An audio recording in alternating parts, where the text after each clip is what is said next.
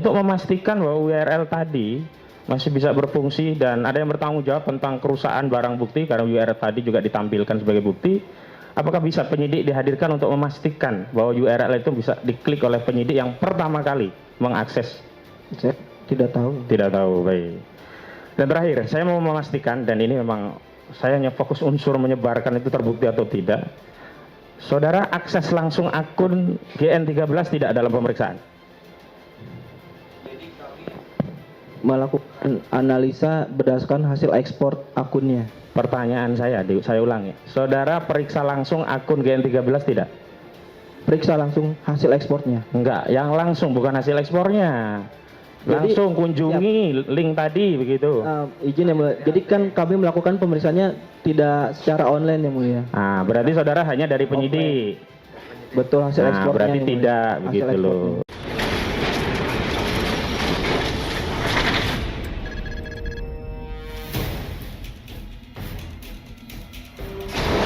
Saya masuk ke teknis. Saya ingin penjelasan apa sih digital forensik. Mengingat ada digital secara umum, ada juga forensik, apa perbedaannya? Suaranya, Nick. Siap. Untuk yang berdasarkan sepengetahuan saya, digital forensik itu salah satu cabang forensik untuk mengumpulkan, menemukan, menganalisa bukti digital dari barang bukti elektronik seperti itu. Yang termasuk bukti digital itu apa saja? Siap. Jadi kayak dokumen-dokumen tersebut yang ada di dalam barang bukti elektronik. Di sini barang bukti elektroniknya tadi sudah kami sampaikan, ada laptop, flash disk, hard disk, handphone. Itu barang bukti elektronik. Sedangkan bukti elektroniknya itu di dalamnya, seperti mungkin yang dituangkan dalam berita. Iya, betul yang mulia. Isinya seperti itu yang. Di luar itu misalnya akun-akun atau platform sosial media, apakah juga termasuk bukti digital forensik seperti platform Facebook, Twitter, YouTube, dan yang lainnya? Ketika ada akun YouTube, Facebook atau lain-lain, itu kita hasil ekspornya yang mulia. Jadi itu bukti digital. Nah, dalam hal ini saudara mendapat nggak bukti digital dari akun YouTube milik terdakwa atau dari yang lainnya? Kalau untuk dari akun YouTube, kami hanya menerima satu flash disk itu. Artinya saudara tidak bisa meyakini apakah itu dari akun tertentu atau kopian dan sebagainya? Itu tidak, kami tidak mengetahui. Tapi tahu ya. Untuk yang hard disk yang mulia, itu berdasarkan keterangan penyidik adalah isinya ekspor dari akun YouTube-nya yang mulia. Keterangan dari penyidik. Tapi saudara sendiri tidak meyakini itu berdasarkan penyidik. Siap. Karena saudara uji sendiri enggak itu keterangan dari penyidik? Gini, kami baca dari berita berkas administrasinya. Jadi ya, di situ saudara uji tidak keadaan itu benar-benar bersumber dari akun YouTube tertentu? Dari hasil nama filenya itu bisa terlihat.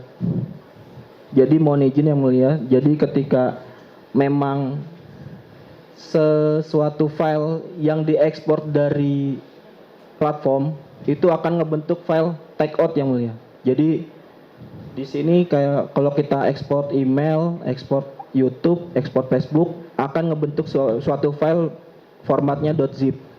Baik. Seperti itu. Format itu apakah akan berubah ketika di-upload atau di-share melalui akun-akun yang lainnya? Jadi kalau format zip itu bundle-nya. Jadi bungkusannya itu seperti itu. Artinya kalau di-upload apakah bungkusan itu akan berubah atau sama hasilnya? Ketika diupload ke akun yang lain. Berita yang lain. Pasti yang akan diupload .zip-nya. Bundelnya. Artinya juga tidak bisa diketahui kalau sama-sama di-download hasilnya sama. Betul. Untuk sama itu kita ngecek dari hash value-nya. Iya, artinya apakah itu di hash value yang awal atau hash value itu sudah berpindah ke beberapa akun, isinya kan sama. Ketika hash value-nya sama, isinya sama. Baik. Jadi kan belum bisa spesifikasi asalnya dari mana. Saya lanjutkan. Tadi ada bukti menarik. Bukti tadi kan ada yang dokumen, bukti-bukti digital dalam bentuk komputer, handphone, dan sebagainya. Saya masih belum tahu peran dari iPhone dalam kasus pembuktian ini. Kalau yang lainnya paling tidak ada history sehingga bisa terkait dengan perkara, ada akses. Nah, peran iPhone itu di situ yang sudah diperiksa apa? Siap, mohon izin yang mulia menjawab. Jadi pada saat itu kan memang barang bukti yang kami lakukan pemeriksaan, yang kami terima dari penyidik, kami lakukan pencarian berdasarkan keyword-keyword yang menjadi perkara yang mulia. Mm-mm. Jadi pada saat itu memang terhadap semua barang bukti kami lakukan pemeriksaan Ya. yang diserahkan penyidik.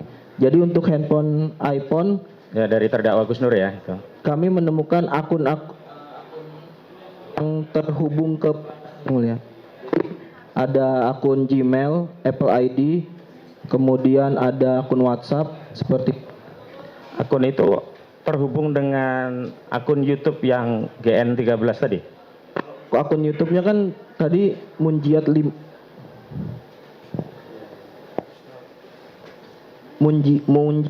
Muhammad 51 @gmail. Ya, tadi ada bukti-bukti menarik ya. Saudara kan setelah saudara periksa, saudara bungkus rapi, dan yang tersegel itu saudara jamin masih utuh sesuai dengan apa yang saudara periksa digital forensiknya. Betul, selagi Pertanyaan saya, itu sudah ada yang terbuka satu tadi, flash disk.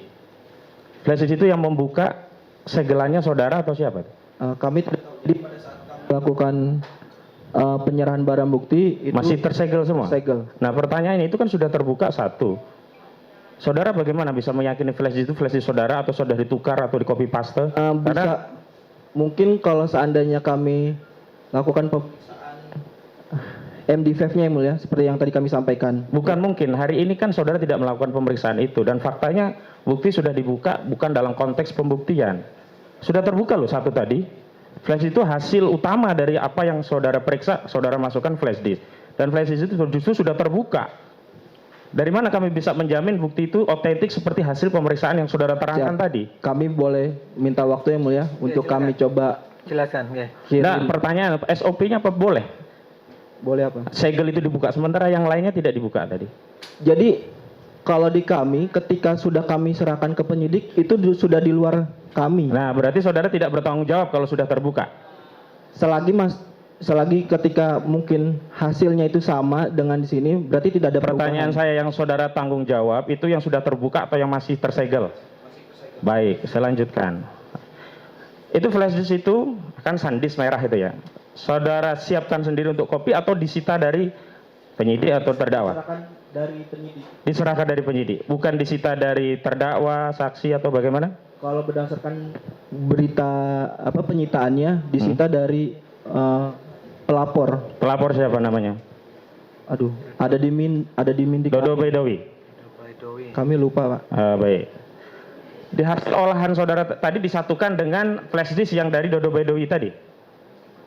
Maksudnya? Nah, itu kan tadi ada flash disk satu, saudara periksa. Betul. Hasil analisisnya saudara masukkan lagi ke flash disk itu atau dituangkan BAP saja? Jadi seperti yang tadi kami sampaikan, ini flash disknya kami lakukan image. Kemudian hasil image tersebut yang kami analisa. Jadi setelah kami lakukan proses, ini kami tutup kembali yang mulia, kami simpan, Nah, hasil kopi tersebut kami lakukan analisa. Kemudian temuan-temuannya kami masukkan ke dalam berita acara ini. Seperti Baik, itu. hasil olahan data yang saudara tuangkan dalam BAP, itu bisa nggak untuk memastikan ini bisa diakses akun tertentu atau akun dari akun yang lain? Atau saudara hanya memeriksa sebatas-batasan dari bukti yang dikirimkan penyidik? Betul. Begitu ya, berarti nggak tahu asalnya bagaimana. Itu sangat tergantung validitasnya dari bukti yang diserahkan penyidik. Betul, karena pada saat bukti elektronik tersebut diserahkan ke kami, kami cek mindik-mindiknya. Itu hanya untuk dasar kami, yang mulia. Jadi lakukan pemeriksaan. Ini Ya. sudah disita, ini sudah dibungkus, seperti itu kemudian kami lakukan pemeriksaan. Saya berdasarkan Terkait ini dari siapa, itu tidak tahu ya. Urusan penyidik ya. penyidik, siap. Nah, saya tanya lagi lebih spesifik karena ini belum masuk kepada unsur penyebaran, akses dan seterusnya, karena saudara hanya mengolah barang matang bukan asalnya kan. Saya mau tanya, dalam proses penyitaan itu kan selain disita bukti tadi juga akses terhadap akun. Karena itu bukti kejahatan, maka biasanya penyidik juga menyita akses akun dan menguasai akun tadi, mengambil alih lah begitu. Nah, nanti juga terdakwa ini kan ditanya ya, alamat emailnya, cara upload, cara re-upload dan seterusnya itu ada biasanya. Saudara terlibat nggak dalam proses untuk menyita akun tersebut sehingga akun tadi dijamin tidak berubah sampai proses pembuktian di persidangan? Terlibat tidak? Jadi ada beberapa kasus ketika memang penyidik membutuhkan backup kami untuk melakukan ekspor atau sita, kami hanya mendampingi dan kami hanya bilang mohon izin ya, jadi seperti kayak memberi tutorial gitu doang ya? Tutorial, siap. Untuk semua melakukan itu penyidik yang mulia. Penyidik yang melakukan. Untuk kasus ini saudara ikut Oh ya, kasus ini ikut nggak, saudara? Untuk yang untuk pengambilan bukti. Pengambilan akun tadi, Iya. bukti-bukti dan yang lainnya. saya lupa yang mulia. Kok lupa? Untuk Saudara terlibat nggak pada saat mengambil bukti untuk dari ekspor akunnya kami sempat menutorkan ke penyidik yang mulia. Nggak langsung di hadapan penyidik atau ini prosedurnya begini atau ikut mendampingi penyidik? Siap, kami bukan mengarahkan, jadi kami menjelaskan yang mulia. Jadi cara-cara tapi mengambil. tidak di PKP-nya istilahnya ya. Betul yang mulia. Jadi agar mungkin ada beberapa cara ketika mungkin mau izin yang mulia. Oke. Ketika kita ekspor mungkin kalau tindakan ekspornya salah itu bukan menghilangkan yang mulia, tapi gagal ekspornya. Bukan menghilangkan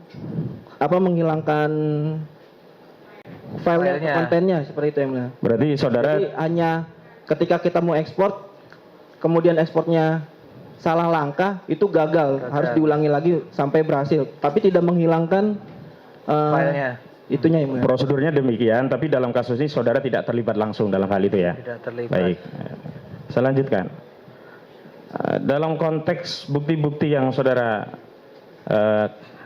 berikan deskripsi ini, begitu, manual kan tadi, ada nggak kemungkinan salah kutip, salah kata, tipu dalam proses penyalinan tadi?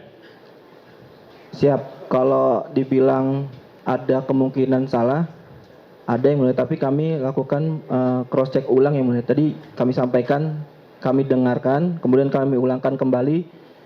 Jadi yang pertama kami dengar sambil ketik yang mulia, kemudian kami pause, kemudian kami lanjutkan. Nanti ketika sudah 30 detik pertama yang mulia, kami ulang lagi, tapi kami tidak mengetik, kami hanya mendengarkan dan kami memastikan apa yang kami ketik sesuai dengan apa yang kami dengar. Ya, prosedur itu kan tetap ada potensi keliru tadi saudara katakan. Siap. Ya, pertanyaan selanjutnya, ada nggak quality control terhadap kerjaan saudara sehingga paling tidak ada verifikasi berlapis lah setelah saudara ada yang memeriksa lagi begitu? Nah, kami bekerja secara tim, jadi setelah kami dengar, kemudian kami cek berdasarkan tim untuk mengecek setiap transkripan, tapi tidak bisa diedit seperti itu. Jadi yang tim itu kami hanya untuk read only. Jadi kalau memang kami kan bertim yang mulia, jadi ketika misalkan dua rekan kami bilang ada yang salah, nanti kami cek apakah benar salah atau seperti apa, seperti itu yang mulia. Jadi setelah selesai semua, kemudian kami coba buat pastikan, tolong dengar apa yang saya transkrip sesuai atau tidak, seperti itu. Tapi mereka yang mendengar tidak bisa mengedit seperti itu. Baik, saya mau minjam istilahnya Pak Kapolri ya. Dalam kasus KM50 CCTV itu kan ada istilah scientific criminal investigation. Bukti-buktinya kan berbasis saintik. Nah, kalau tadi kan masih manual, masih ada probabilitas untuk ada keliru, tipu, bahkan substansi juga bisa. Pertanyaan saya, ada nggak teknik tertentu di Direktorat Tindak Pidana Cyber yang bisa secara automatically, secara saintik itu mentranskrip dari video wawancara itu berubah menjadi tulisan yang persis seperti apa adanya begitu? Mohon izin, karena kami di lab cyber itu hanya komputer forensik dan mobil forensik yang mulia. Mungkin kalau menggunakan video forensik itu ada, tapi kalau yang saya tahu, kalaupun kita mendengarkan video itu memang ada beberapa aplikasi yang mulia, tapi itu tidak kami gunakan karena kami belum bisa memastikan apakah aplikasi itu 100% sama atau tidak. Jadi kami lebih baik menggunakan secara manual. Tapi kalau memang menggunakan video forensik, alat forensik video itu mungkin bisa yang mulia. Sudah punya belum Bareskrim dalam hal ini? Untuk video forensik, Bareskrim ada di Puslapor. Untuk lab cyber di bawah Direktorat Tindak Pidana Cyber belum ada video forensik. Untuk kasus-kasus seperti apa yang itu harus dibawa ke Puslapor? Siap, mohon izin yang mulia. Jadi terkait keaslian video, contoh pada saat kasus yang lalu ada hoax 7 kontainer yang itu terkait keaslian suara itu di Puslapor yang mulia. Jadi terkait video apakah ini video editan atau bukan itu di puslapor. Karena di kami belum ada kemampuan atau alat yang mumpuni ke arah sana. Ya, sepengetahuan saudara saja. Apa yang membedakan sama-sama pasal hoax, yang satu harus sampai ke puslapor, yang satu hanya cukup di Direktorat Tindak Pidana Cyber? Tergantung kontennya, Mulia. Kontennya ya? Tergantung kontennya, Pak. Nah, dalam hal ini konten yang hari ini kita tampilkan kan juga mengandung potensi editan. Nah, cara memastikannya puslapor kan lebih saintifik lah menurut saya. Apakah memang ada batasan-batasan tertentu di SOP sehingga yang seperti ini cukuplah di Direktorat Pidana Cyber? Kalau itu kami ini? Nggak tahu ya? Oke. Nggak tahu. Saudara hanya menjalankan tugas sesuai dengan apa yang diminta oleh penyidik begitu saja? Jadi saya sedikit menambahkan karena ini adanya di apa? Direktorat Pidana Cyber? Bukan, Pak. Jadi barang buktinya kan bukti digital ini adanya di flash disk yang mulia. Flash disk itu kami lakukan pemeriksaan secara komputer forensik. Jadi kami melakukan pemeriksaannya flash disknya yang mulia. Seperti itu. Mungkin Baik. kalau memang penyidik meminta ke kami untuk pemeriksaan berdasarkan videonya, itu bukan di kami. Tapi pada saat itu penyidik meminta ke kami flash disknya. Karena kalau flash disk kami terkait komputer forensik yang mulia. Jadi di kami bisa seperti itu. Baik, ini kan problemnya video ini rusak. Kami coba akses tidak bisa, padahal di dakwaan ada URL dan URL itu tidak bisa diklik. Dan menurut pengakuan terdakwa ini kan sudah disita dan seterusnya. Pertanyaan kami, untuk memastikan bahwa URL tadi masih bisa berfungsi dan ada yang bertanggung jawab tentang kerusakan barang bukti karena URL tadi juga ditampilkan sebagai bukti. Apakah bisa penyidik dihadirkan untuk memastikan bahwa URL itu bisa diklik oleh penyidik yang pertama kali mengakses? Saya tidak tahu. Tidak tahu, baik. Dan terakhir, saya mau memastikan, dan ini memang saya hanya fokus unsur menyebarkan itu terbukti atau tidak. Saudara akses langsung akun GN13 tidak dalam pemeriksaan? Jadi kami melakukan analisa berdasarkan hasil ekspor akunnya. Pertanyaan saya ulang ya. Saudara periksa langsung akun GN13 tidak? Periksa langsung hasil ekspornya. Enggak, yang langsung bukan hasil ekspornya. Langsung kunjungi link tadi begitu. Izin yang mulia. Jadi kan kami melakukan pemeriksaannya tidak secara online yang mulia. Ah, berarti saudara hanya dari penyidik. Betul hasil Nah, ekspornya. berarti yang mulia. tidak Hasil begitu ekspornya. loh. Itu yang memastikan kami apakah unsur menyebarkan itu terbukti atau tidak di pasal 28 Undang-Undang ITE begitu loh. Oke, sementara terima kasih atas keterangannya. Cukup yang mulia dari kami. Masih ada?